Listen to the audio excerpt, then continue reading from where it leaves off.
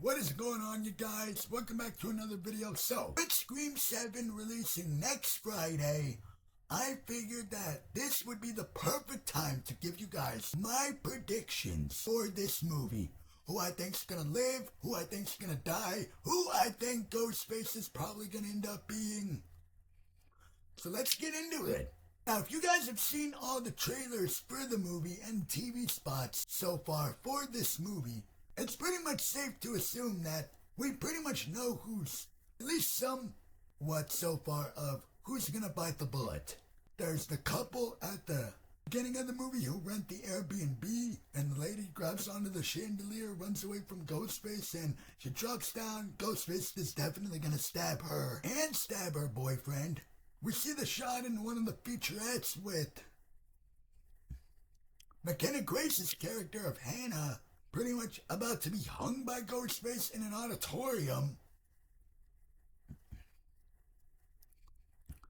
They're obviously not going to kill off Sydney or her daughter Tatum because they want Isabella May to keep going for future movies and want her to possibly be the leading star of the franchise. We don't know. We won't know until the movie comes out next weekend. Are they going to kill off Gail or the two Meeks twins that return, Chad and Mindy? I sure as heck hope at least one of them bites the bullet, because as much as I enjoyed the previous Scream movie, Scream 6, that movie didn't have any high stakes. Yeah, we thought Chad got stabbed when he got stabbed by two Ghostfaces over and over 10 or so times. What the heck was the point? Where was the high stakes? I hope this movie has high stakes. So at least one of them, whether it be Gail or Chad or Mindy, I'm sorry, one of them has to go.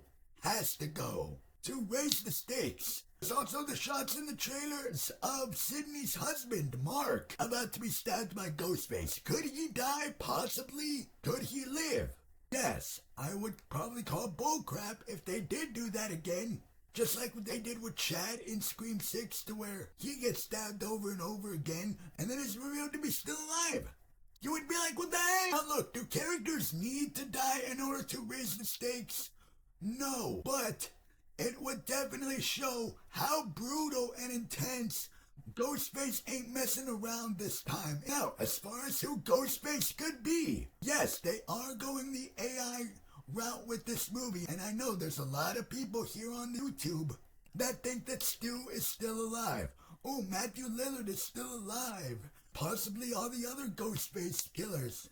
Well, Roman from Scream 3. Because if you guys didn't remember, Scream 3 was originally going to have Stu return and a whole bunch of cult Ghostfaces. Could they be doing that with this movie? Maybe. We won't know until the movie comes out.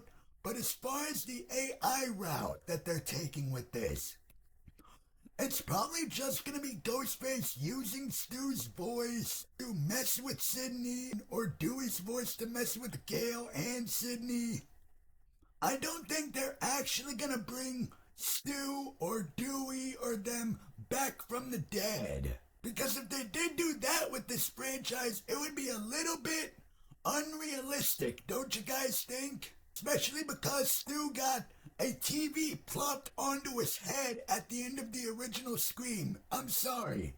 In real life, I know this is fiction, but still, even in fiction, away from that alive, you get a TV plopped onto your head, you're dead. So I don't think they're actually gonna bring, unless if you find a reasonable explanation for why it comes back in Scream 7, as long as you find a reasonable enough explanation as to why he's been hiding for so long, because the trailers make it look like Ghostface does say in the trailers that I've been planning this for a long time and your daughter was the same age you were when this whole thing started.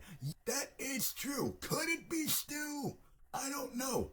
Also, we have to consider, what if it's Tatum's boyfriend, Ben? See, now we saw in the one featurette where Ben does the Billy Loomis thing of going up to Tatum, crawling in through Sydney's window just like Billy did in the original Scream. And he was revealed to be the killer. at the end of the original Scream?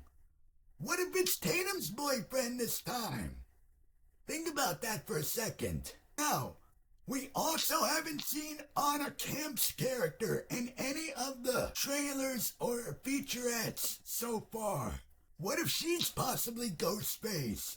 I don't know, maybe. Could be something, but then you would be like, wait a minute, a character that was never marketed in the trailers or the featurettes all of a sudden pops up out of the blue and she's Ghostface? You would be like, wait a minute, what? It's definitely not gonna be any of Sydney's daughter's friend group, that's for sure. They're pretty much all cannon fodder for Ghostface.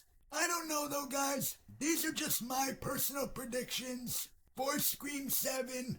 And I think the movie's probably gonna end with, I don't know, maybe Sydney sacrificing herself to save her daughter. Again, Kevin Williamson did say that he wants Sydney to have a happy ending, so who knows? These are just my predictions though, guys. I figured I would give this to you since the movie is almost here next Friday.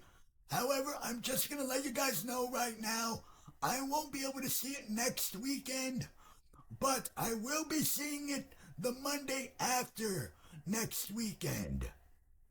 So sadly, you guys won't get my review of the movie until the Monday after next weekend. But definitely stay tuned for all the Scream chaos that is going to be going down. Also going to have an updated ranking of the franchise, including Scream 7, so definitely stay tuned for that. And with that, I'll be seeing you guys in the next video. Tell me down below in the comment section, what are some of your guys' predictions for Scream 7? Who do you think's gonna live? Who do you think's gonna die? And who do you guys think Ghostface is gonna be?